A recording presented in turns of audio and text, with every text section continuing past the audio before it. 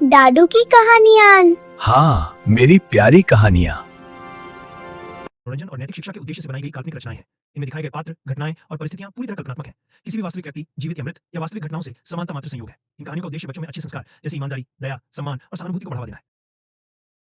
खम्मांदी नानद।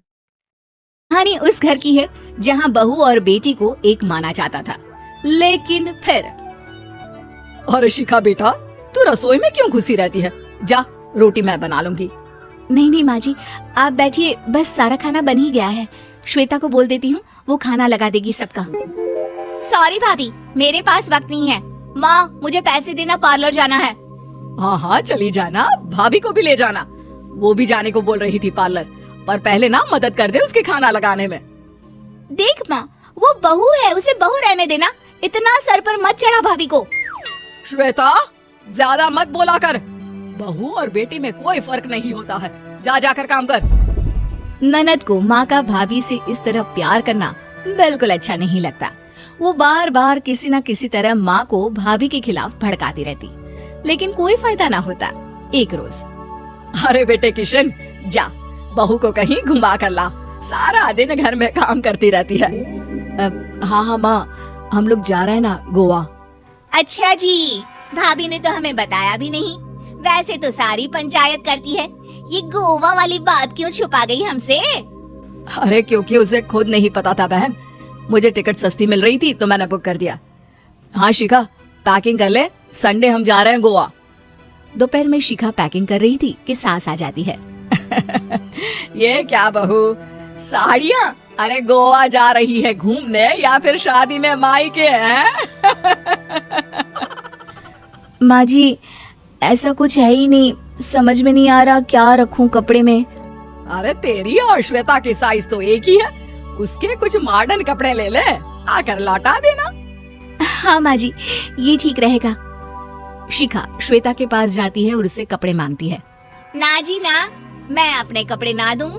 वैसे भी फैल जाएंगे मेरे कपड़े, बहुत महंगे वाले हैं। शिखा मुंह लटकाकर कमरे में आ जाती है तो सास कहती है, चल तैयार हो जा, तुझे मैं शॉपिंग करा कर लाती हूँ गोवा की। बस फिर क्या था, सास बहू निकल जाते हैं मार्केट और एक से बढ़कर एक ड्रेस खरीद कर घर आते हैं। पहले बता देती कि नए कपड़े दिलाने वाली है भाभी को, तो मैं अपने ही दे देती ना भाभी को, मुझे दिला देती नए कपड़े। देख श्वेता, परिवार का मतलब सबके साथ रहना होता है, ना कि सिर्फ अपना सोचना। वैसे भी तुझे अच्छे संस्कार सीखने चाहिए। और रही बात कपड़ों की, तो शिखा, आज से घर पर भी तू मॉडर्न कपड़े ही पहनेगी। कोई जरूरत नहीं है ये साड़ी वाड़ी लपेटने की। अब क्या था, घर पर श्वेता और शिखा एक जैसे रहते। एक बार पड़ोसन आती है। अरे बेटा, अपनी माँ को तो बुलाना, जरा बात करनी है। शिखा सास को बताती है और रसोई में चली जाती है। ये आपकी बेटी बहुत बड़ी हो गई है, इसके लिए एक रिश्ता है, कहो तो बता दूं।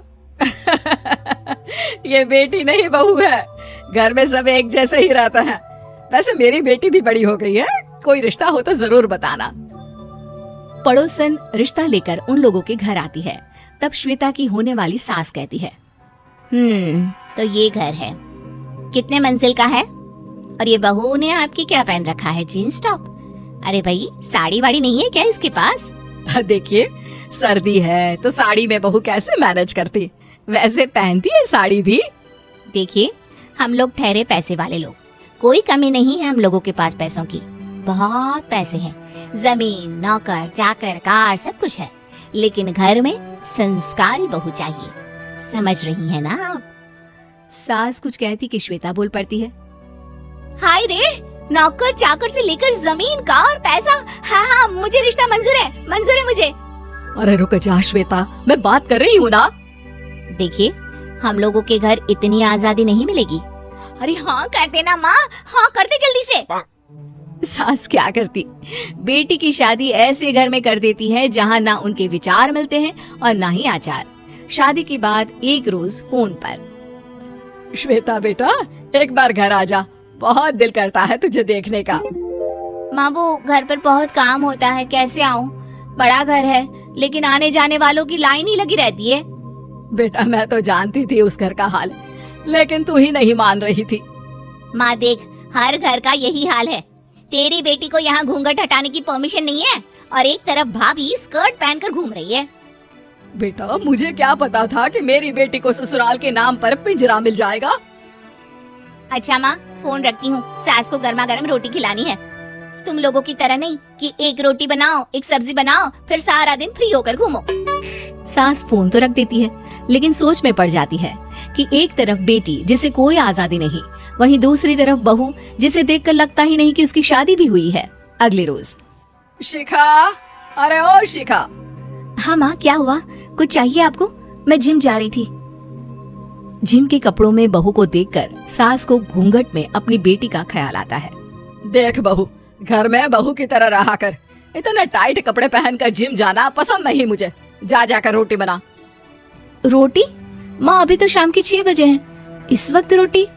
अब क्या मेरे खाने पीने पर भी पहरा है? अरे जब मर्जी तब मैं अपने घर में खा भी नहीं सकती क्या? बहू को अजीब लगता है। वो समझ नहीं पाती कि जो सास कल तक इतनी सपोर्टिव थी, उन्हें अचानक से क्या हो गया। वो किचन में जाती है, गरम रोटी के साथ 2 तरह की सब्जी, रायता, सलाद सब लेकर सास के पास आती है। माँ जी, खाना। इतना सारा खाना? राक्षस समझा है क्या मुझे? रोटी मांगी थी मैंने गर्मा गर्म बस। पर माँ जी, रोटी खाती किससे आप? सब्जी तो बनानी थी ना। अरे भूख मर गई मेरी तेरी बहस से। जा जाकर काम कर, अंदर पूरी रसोई साफ कर। बहू अंदर चली जाती है। थोड़ी देर में श्वेता घर आती है। अरे शिखा जल्दी से चाय ला, पकवान बना, मेरी बेटी आई है। अरे नहीं नहीं माँ, ड्राइवर बाहर खड़ा है।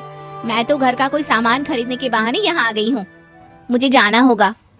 अरे बेटा, पर कितने दिनों बाद देख रही हूँ तुझे, रहने आ जाना 2-4 दिन के लिए। आ जाऊंगी माँ, जब मेरी सास मरेगी तब। मैं तो रोज मन्नत मानती हूँ कि मेरी सास मर जाए तो अच्छा है। अच्छा चल, जा रही हूँ माँ। हे भगवान, कैसे कैसे दिन देखने पड़ रहे हैं मेरी बेटी को।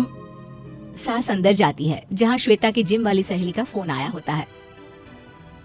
क्या बात है, आज जिम नहीं आई? अरे पता नहीं यार, आज माँ को क्या हो गया अचानक। पर खैर कोई नहीं, लगता नहीं कि मैं अब जिम आ पाऊंगी। शिखा स्पीकर पर बात कर रही थी, जिसे सास सुन रही थी। यार ये सास ना होती ही ऐसी है। मैं तो कहती हूँ बुढ़िया जल्दी मरे और तू आराम से जिए। शिखा को सहेली की बात पर गुस्सा आ जाता है। माँ के मरने की कौन सा बच्चा दुआ मांगता है मोहिनी? आगे से ऐसी बात मेरे सामने मत करना। हमारे घर की शोभा ही माँ है। क्या हुआ जो थोड़ी शक्ति दिखा रही है? उसमें भी कोई ना कोई उनकी भलाई ही होगी। मैं तो कहती हूँ भगवान मेरे जैसी सास सबको दे, जो सिर्फ माँ की तरह है। सास वाली तो कोई बात ही नहीं है उनमें। सास ये बात सुन रही थी। उनकी आंख में आंसू आ जाते हैं कि क्यों वो बेटे की किस्मत में बहू को भी भागीदार बना रही थी। शिखा, अरे ओ शिखा, क्या हो गया? जिम नहीं जाना क्या? वीडियो पूरा देखने के लिए धन्यवाद। अगर आपको मेरा काम पसंद आया हो तो लाइक करें, कमेंट करें और सब्सक्राइब करके परिवार का हिस्सा बनें।